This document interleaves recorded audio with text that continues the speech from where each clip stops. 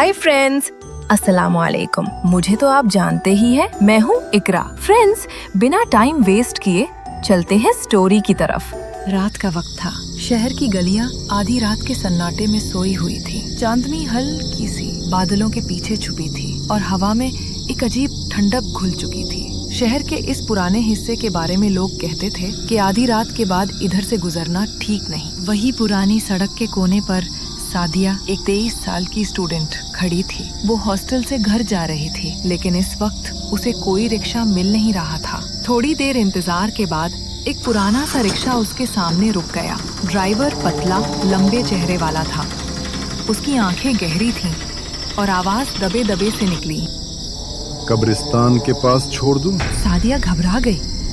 उसने अभी अपनी मंजिल बताई भी नहीं थी, लेकिन रात का वक्त और सुनसान गलियां देखकर उसने चुपचाप बैठ जाना बेहतर समझा। सफर के शुरू में सब ठीक था, मगर जैसे जैसे रिक्शा पुराने रास्ते की तरफ बढ़ता गया, गलियां वीरान होती गईं। स्ट्रीट लाइट्स कभी जलती, कभी बुझ जाती। रिक्शा के इंजन की गरज और पहियों की खटक खटक के सिवा और कुछ सुनाई नहीं दे रहा था। थोड़ी देर बाद सादिया को महसूस हुआ कि हवा और ज्यादा सर्द हो गई है। उसके रोए खड़े होने लगे। या अल्लाह, सब ठीक हो। उसने ड्राइवर की तरफ देखा। चांदनी उसके चेहरे पर गिर रही थी, लेकिन चेहरा पीला और खामोश लग रहा था, जैसे इंसान न हो। सादिया ने हिम्मत करके कहा, भाई, कब्रिस्तान अभी कितना दूर है? ड्राइवर ने धीरे से मुस्कुराकर बस इतना कहा, करीब ही है। उस वक्त सादिया को महसूस हुआ कि रिक्शा अजीब रास्ते पर चल रहा है। ये गलियां उसने कभी नहीं देखी थी।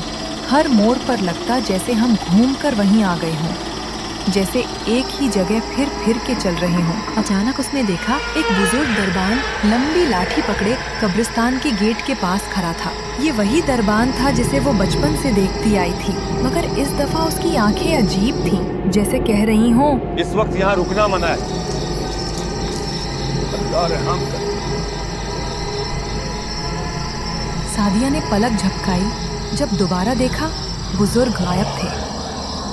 उसका दिल जोर जोर से धड़कने लगा। इतने में उसका फोन बजने लगा। स्क्रीन पर माँ का नाम चमक रहा था। पहले उसने सोचा, मैं घर के करीब ही हूँ, बाद में कॉल कर लूँगी, लेकिन फिर दिल ने कहा, उठा लो। कॉल रिसीव करते ही माँ की नर्म आवाज़ गूंजी, बेटा, दुआओं में हो।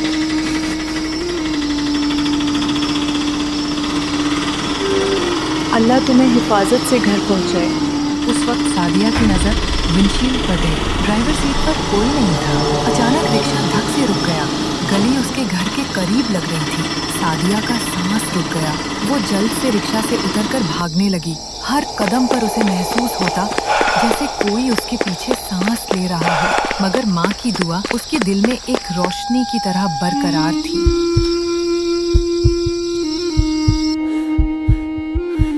बेटा, तू ठीक तो है ना? घर पहुंचकर सादिया ने माँ को जोर से गले लगाया और सब कुछ बता दिया। आज सादिया बच गई। मगर लोग कहते हैं, जिसने भी उस रिक्शा में कब्रिस्तान के रास्ते सफर किया, वो कभी घर नहीं लौट सका।